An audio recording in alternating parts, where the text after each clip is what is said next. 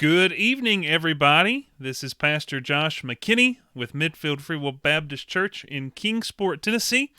And I think I'm streaming live right now online for our Facebook. We're trying something different tonight.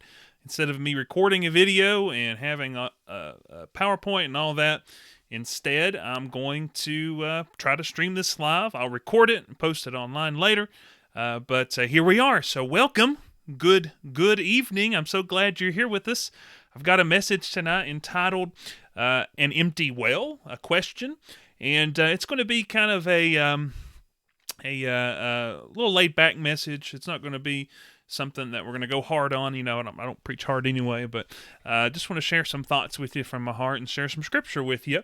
And, of course, if you are there in the live stream, feel free to comment, say hi, share the video, and we definitely want folks to communicate with me, and maybe we'll have just a little bit of fellowship like we have in a real in-person service. So this will be neat. I don't know if this will work. We'll see. I might get done on the end of this and nobody saw it, but we'll do the best we can. So tonight's message, again, an empty well. It comes from the book of Jeremiah, chapter 38, and the book of John, chapter 4.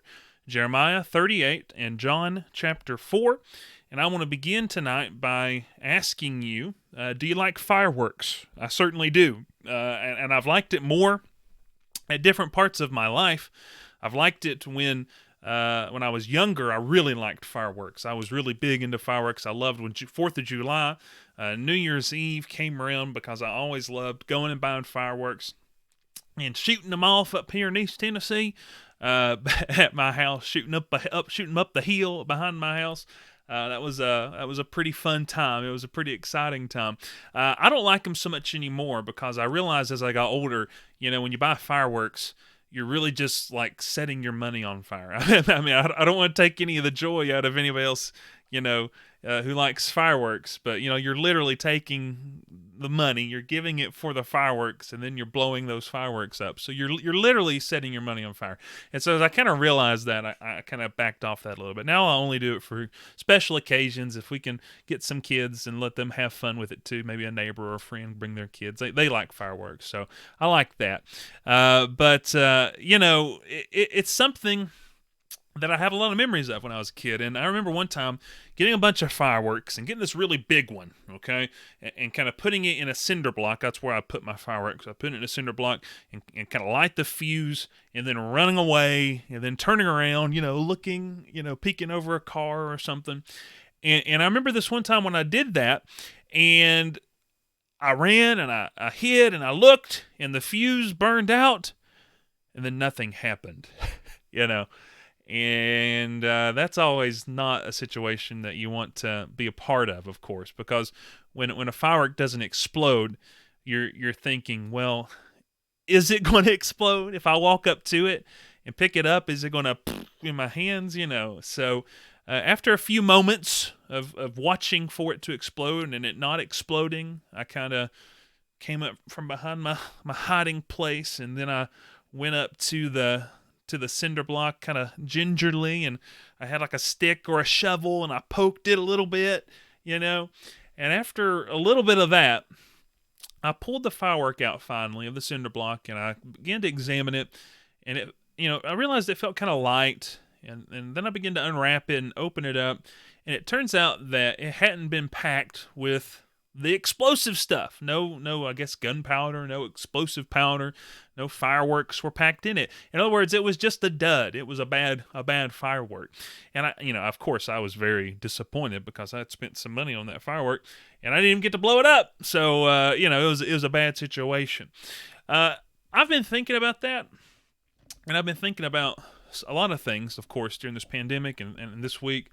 And I'm afraid that sometimes us Christians are like that dud firework. In other words, we should be dynamic. We should be explosive with the gospel, explosive with the love of Jesus Christ. We should be explosive with His Word and His truth and His power and the Holy Spirit. But instead, we kind of look around and we ask, where's the boom? Where is the exciting, explosive stuff that should happen when a person's life and heart are filled with the power of Jesus Christ. Sometimes they try to fake it, and when they do, it's pretty easy to tell, and it can be kind of cringeworthy to watch somebody try to fake a relationship or a power that they just don't have, relationship with Christ or a power from His Holy Spirit. They don't have. It's like bootleg fireworks. And if you buy bootleg fireworks, listen, buying fireworks is not really a smart financial decision. Buying some backstreet bootleg fireworks, that's an even worse decision because you don't even know what those are going to do. And you can tell they're bootleg fireworks when you buy bootleg fireworks because they ain't right. And sometimes a Christian tries to fake having this power or this relationship with Jesus or this just truth that should be written on their heart, and you can just tell that something's not quite right. And as I started to meditate on that, I began to realize that I think that in those types of situations, perhaps our wells, the wells that are inside of us, the wells of our souls, are just not quite full. Even more, sometimes they might be completely empty. And to think about that is to kind of come to a really sad realization that when someone is supposed to have a relationship with God, or someone's supposed to be a Christian and it just ain't there, that's a pretty bad situation to be in. And I think it's even kind of a trap because it may seem like the well is empty, but I think that perhaps there is something in that well, and we probably won't like what we find there. So I've set all this up to kind of share with you two scriptures, two passages that I want to just share some thoughts with you about, and then we'll kind of end and come to a close. Okay, so I want to illustrate what it looks like to have an empty well and a full well, okay, if you're a Christian, and what I mean by that. Now, we have an example of a well in Jeremiah that illustrates what I'm talking about, the book of Jeremiah, and that's the book of Jeremiah chapter 38. And I want you to understand, I'm taking this passage out of context. It's not going to apply what I'm teaching or what I'm about to imply. I'm only using it as an illustration. We'll get to look at it and kind of say, well, this could say this could mean this if we're taking it this way. But just keep in mind that I'm taking it out of context a bit. I just like to say that when I begin to say something about God's word, because I don't ever want to misrepresent God's word. Okay, so let's talk about the empty well. Okay, in the book of Jeremiah, we have this passage, verses 1 through 6. I'm going to read these to you, and then we'll talk about them. It says here in the book of Jeremiah, chapter 38, verses 1 through 6. Then Shephatiah, the son of Mattan, and Gedaliah, the son of Pashur, and Jucal, the son of Shemaliah, and Pashur, the son of Malachiah, heard the words that Jeremiah had spoken unto all the people. Now, Jeremiah was a prophet, so they had heard the prophecy of Jeremiah. And here's what they said. Thus saith the Lord, he that remaineth in this city shall die by the sword, by the famine, and by the pestilence, but he that goeth forth to the Chaldeans shall live, for he shall have his life for a prey, and shall live. So here's what Jeremiah had just done. He had just prophesied to the city and told them that there was a terrible calamity coming, and told them the way to escape it. So that was the word of the Lord that had been given to him, and he shared it with the people.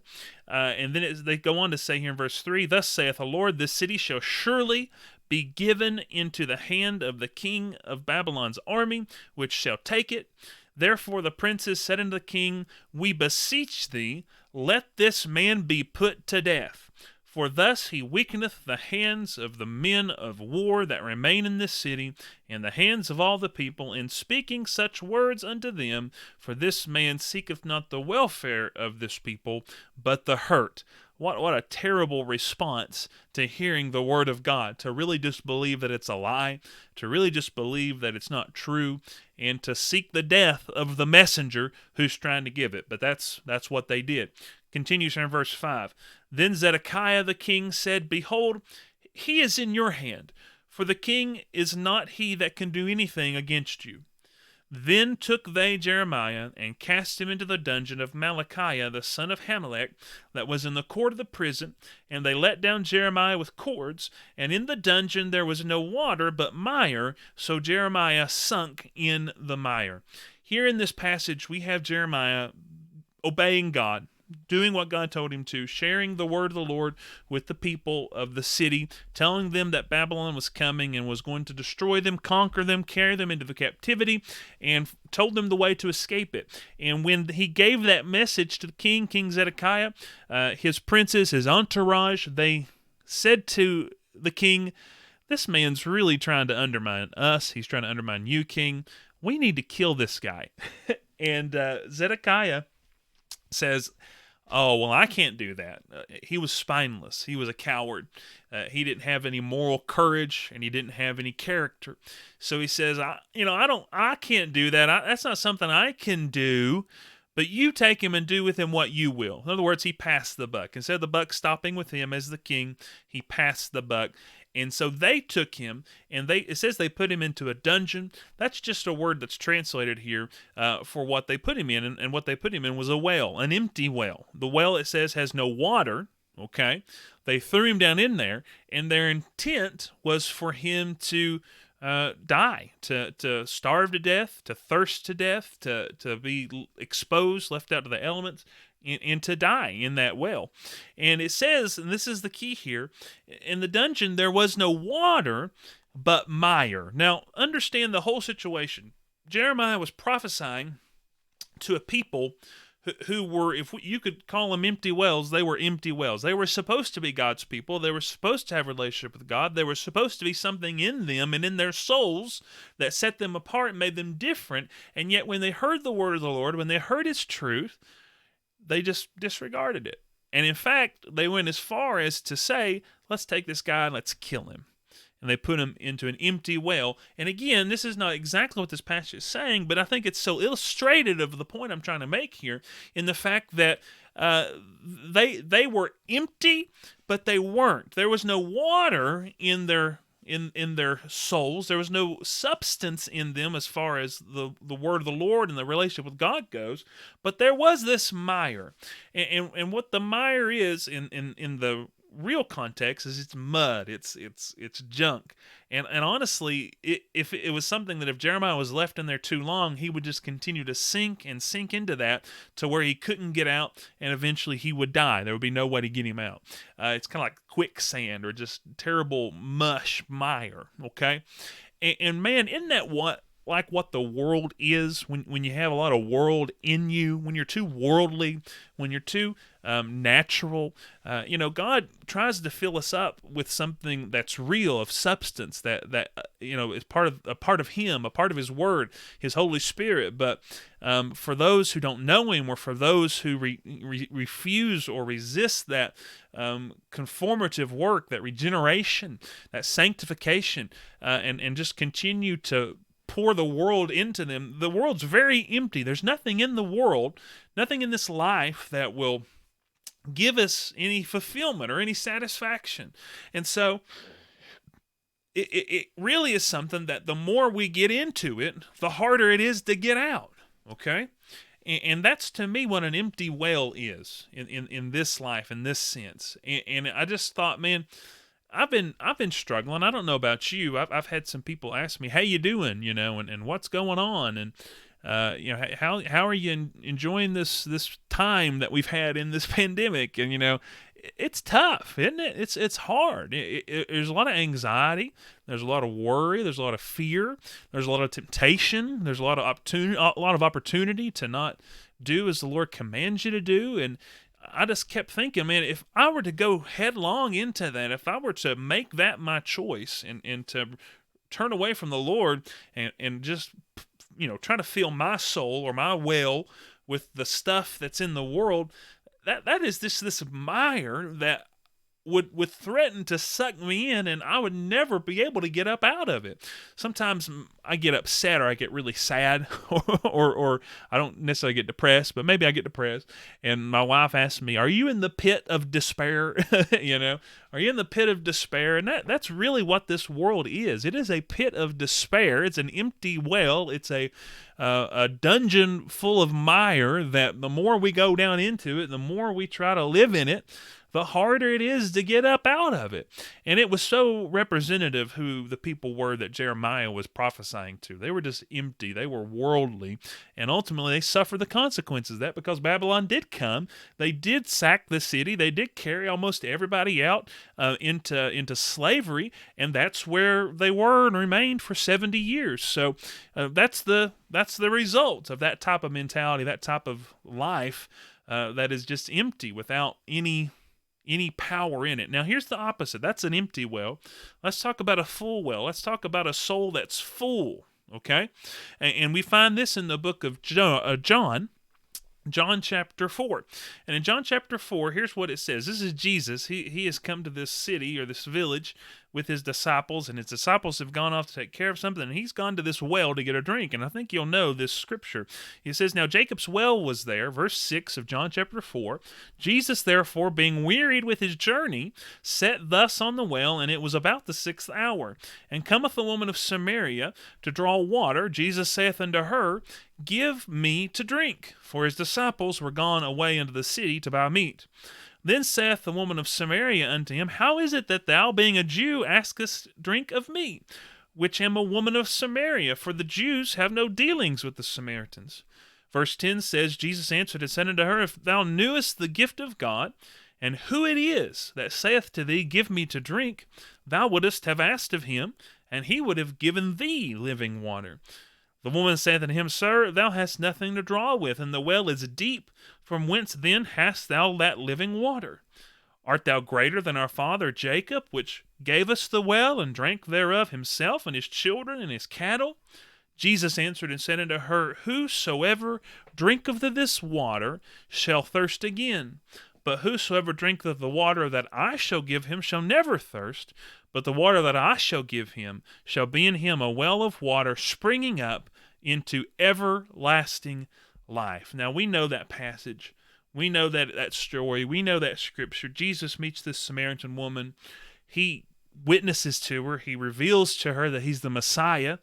He tells her the gospel, and in the gospel and in him, she finds a relationship. She finds salvation, and she learns that the water that he gives, the power, the life that he has to offer, she'll never thirst again. Again, we see, I've given you the illustration of the world being full of mire and deep sink and just empty, ultimately, that will drag you down and kill you and end your life. But we have now here something greater with Jesus, that if we take a drink of that water, a full well of water, then we will be full and satisfied, and we'll never thirst again. That's what a relationship with Jesus is. That's what a life found in Jesus is. You know, we have two options. We have two ways we could go in this life. We could continue to pursue our desires and wants and try to satisfy ourselves and ourselves alone, or we can learn about Jesus. We can drink deep of that water that he has, and we can never thirst again. It's a transformation that will take us out of this life and into the next, where we'll live forevermore. And that is just the better well to be full of, okay? That's the better water to have in our hearts and in our souls. And in this type of situation that we're in, where you can just kind of get worried and upset and anxious, and you can fall into sin, or you can fall into stress or things to try to take your mind off what you're dealing with. You can go either way. You can go further into that deep, miry clay that is in the empty well, or you can remember that, man, I don't need to drink or try to drink out of that emptiness, out of that sludge or mud anymore, because I've drank from the well of Jesus Christ. He is the way, the truth, and the life. And now I'm on my way to heaven. And that's what I want to live in, folks. That's what I want to have. I don't want to have no empty well inside of me. I want to be filled with the life-giving water of Jesus Christ. As we end here, and I want to bring us to a close, I don't want to go too long tonight, but in this pandemic, I think it's become clearer for more people than ever before what's in their wells. As we see people struggling, as we see people And listen, I'm not judging anybody. I know we're all struggling. We're all having difficulty in this difficult time. I mean, we've never been inside anything like this before, but people are grasping at whatever they can grasp at, and we're seeing the folks, I'm seeing in myself the temptation to grasp at something that is transient, that is temporary, that has no substance, that is like sludge or mire in my hands, and the more I fall into it, the more I just begin to sink down in it. And then I see the other way. And the other way is to grab onto Jesus and to drink from the water that he gives, and to realize I don't need anything that the world has to offer me. We are seeing what forms the character now of folks' souls as they respond and react to this crisis. And the message that's being driven home to me more than anything else is that we need Jesus. I need more Jesus. You need more Jesus. We need his truth, his word, his gospel, his life in us more than we've ever needed it before. We need to remember that we have drunk from a well that makes it so we never have to drink it again. We don't have to go back to the world's wells and try to scoop out water from that sludge. What we need to do is we need to turn back to Jesus and remember that we never have to drink again. He's satisfied us. He's given us a full life and a full future. It's like this, if you're out on the ocean and you're trapped in a raft, you're a cast off, you see all this ocean water around you, and eventually it begins to look pretty tasty because you're thirsting to death and you need something to wet your whistle. But the fact of the matter is, if you were to reach down into that ocean water and begin to drink, it would actually dehydrate you. It would kill you because it's full of salt water. It's not fresh water. It's not life-sustaining. Folks, what we find in this world, it's not life-sustaining. It doesn't make us happy. It doesn't give us any hope. It kills us. The more we get into this world, the more we turn away from God, the more we just get sunk in and lose our lives.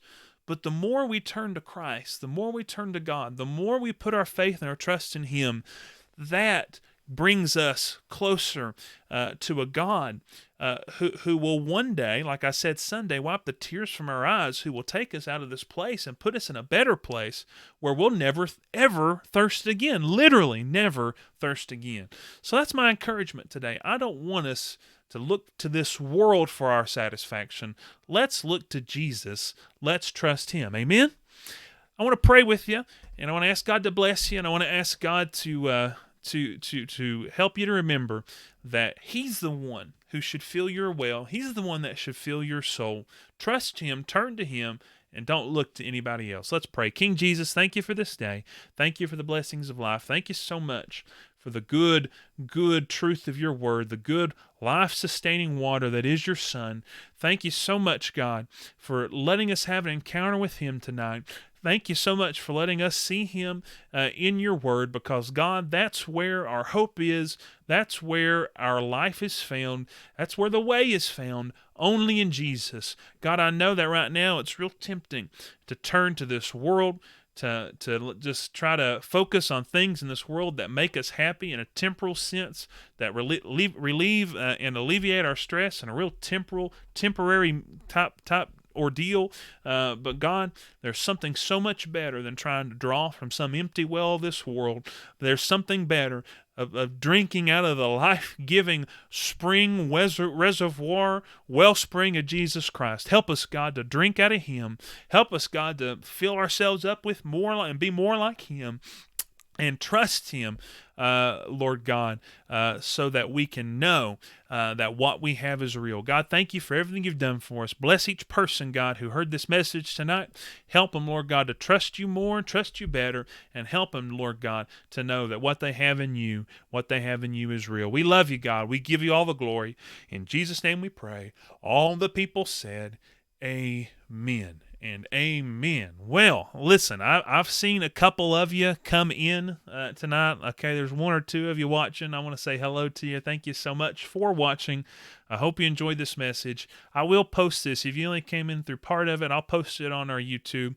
And, of course, it'll be on the Facebook, so you can always rewatch it or whatever it may be. But share it, like it, comment on it. If you feel like it's the truth, if you feel like it's something that can bring folks encouragement. I love you. I hope you have a great rest of your night. I'm praying for you. And remember, we'll be back on Sunday for an online service. I don't know if we'll do this again, but we might. We'll kind of see what it looks like. But I just hope that God will bless you this week, and I hope He'll use you. God bless you. Have a great week. Goodbye.